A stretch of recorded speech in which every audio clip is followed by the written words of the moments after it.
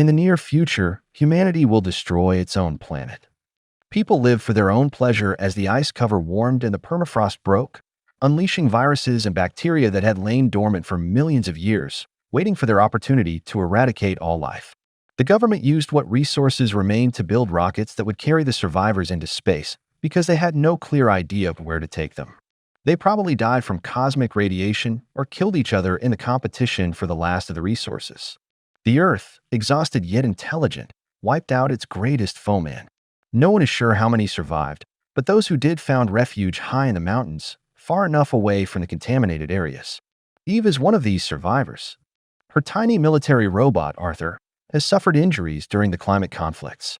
He does his performance despite his creaking, rattles, and destitute appearance, even if it's unclear from whom he's protecting Eve. On this particular day, Eve is getting ready to enter the city. Arthur advises her not to drink any water there under any circumstances. Eve enters the city via a dusty path that is littered with various items that civilization has left behind. She gets what she needs at the grocery and, strangely, picks up a packet of lavender seeds, even though they probably won't grow. She hopes someone will read the note she leaves on the wall with her home's coordinates before she leaves. Arthur is there to welcome Eve back and immediately demands the password.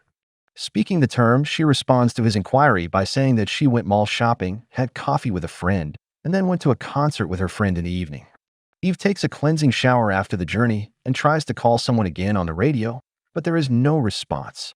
While Arthur makes a circuit of the station's narrow perimeter, protecting it from unidentified intruders, she fixes damaged objects, waters the plants in the greenhouse, writes down what little news she has, and bounces a ball against the wall to keep herself at least half occupied that evening. Eve offers Arthur a game of riddles while she begins installing a solar panel in the morning. He readily solves the first one she poses, and then he presents his own. They keep going until Eve gives them a puzzle involving 3 robots. Since only a human can understand it, Arthur is unable to respond and begs Eve for the right answer. Delighted that she has finally outwitted the robot, she just laughs at him. She makes a light-hearted marriage proposal to Arthur. He assures her that such a connection between them is impossible and provides her with a dictionary definition of marriage. She claims bitterly that this robot is the only person she has. However, her father picked Arthur up from a warehouse, erected the base, and then left for his unit after the war. Then, while the robot protected her, her father departed once more, though he said he would be back in a few days. However, a lot of time has gone by, and he has never returned, so the robot is the only person she could potentially marry.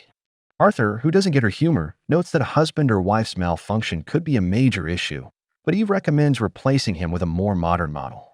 After all, people do that all the time. However, replacements don't always work, and the two of them may be the only living things on the planet. Since Arthur's database only covers the end of 1940, he is unable to confirm or reject this. There were 9.5 billion people on Earth at the time. Arthur doesn't understand why Eve claims to frequently leave their coordinates in a restricted area.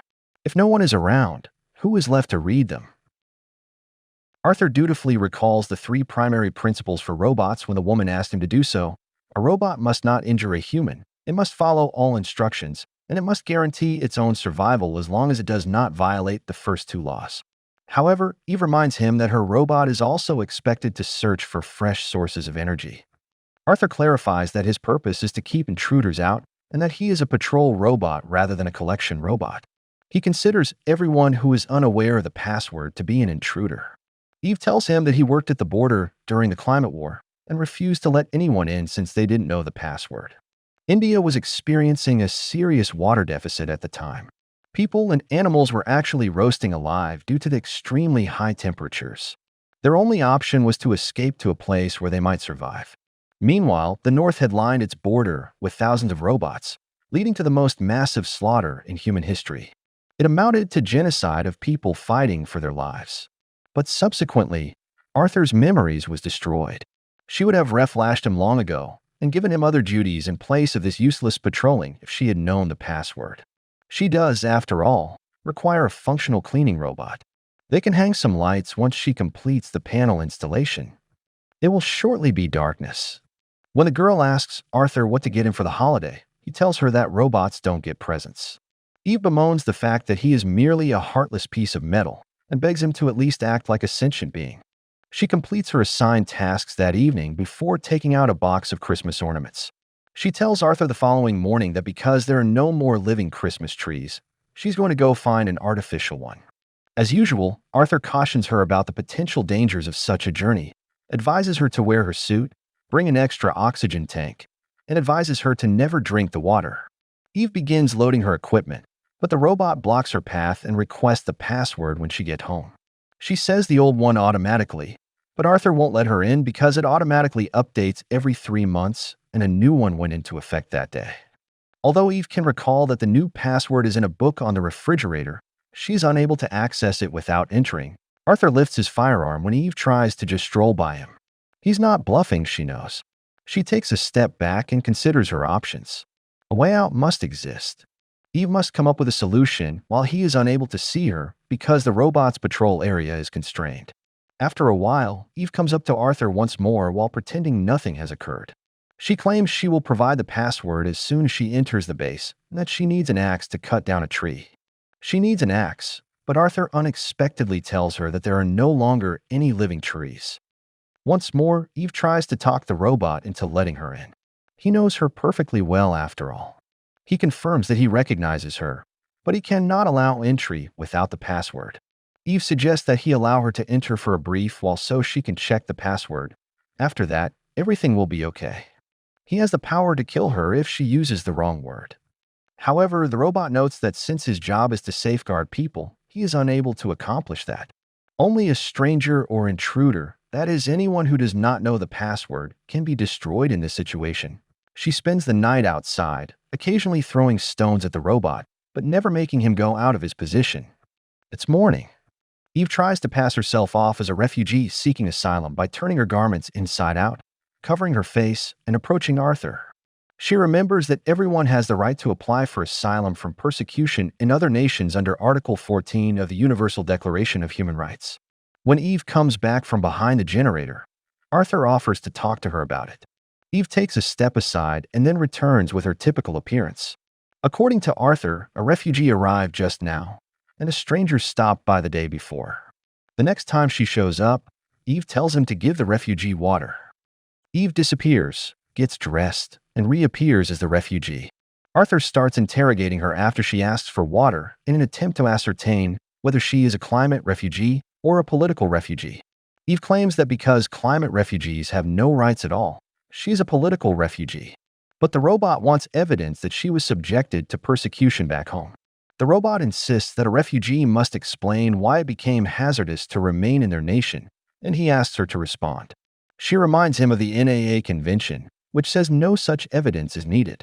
Eve says she ran away from the fighting. The aggressor burned her house, killed her relatives, and even shot at her. The robot deems that sufficient, yet demands documents. Eve grows impatient and wonders what paperwork a war refugee could possibly possess. However, the robot continues to recite the phases of the process, such as applying for the border service and so forth.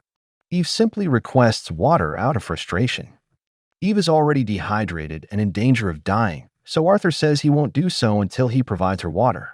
Eve stays by the generator for a second night. She makes another attempt to pass in the morning, but she gives up when she sees Arthur on duty. "Are you sure there are no more humans on Earth?" he says. "If not, where did the stranger and the refugee come from?" Eve, however, is too worn out to dispute the machine. Arthur mentions a nearby station that has been in operation for a century, suggesting that it must be maintained by someone. Eve believes that the only people in control are mindless robots. Arthur kills her in a perverse attempt to protect her because she won't bring or carry anything off the base. Eve turns to face the far-off station, certain that it is just another uneducated device that has become trapped with its finger over the shutdown key and has only been halted by a request for verification that it is not a robot. She looks for water in her car, but can't find any. Rather, she finds lavender seeds and puts them close to the car, pleading with them to sprout. She then offers the robot a deal.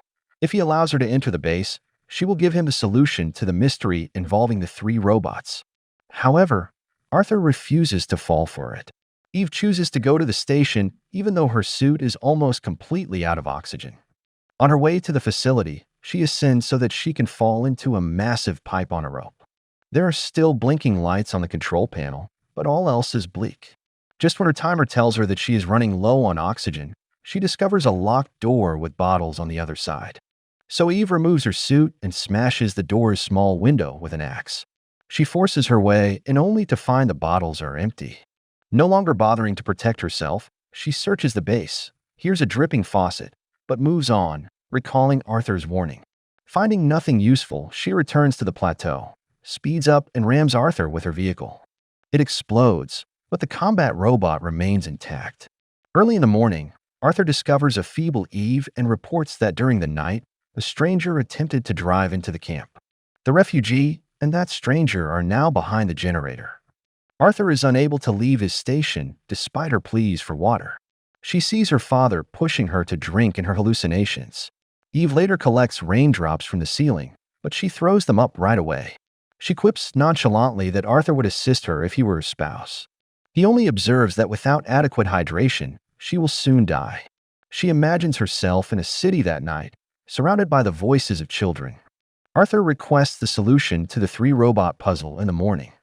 Eve creeps over to him, stands for a moment, then falls. She sees herself in a metropolis once more, wondering how to get past the machine. Arthur then discloses that the password will be reset when emergency mode kicks in upon her passing. He will remain alone himself, yet he notes the humanity endures since strangers and refugees still exist. Eve asks Arthur to water her seeds one last time. After her death, the robot accepts lavender as a last password. A slow-moving, introspective drama with a devastating conclusion. Considering the initial assertion that it might be based on actual events, it makes a strong impression. Humanity will ultimately lose this conceptual conflict with the machine.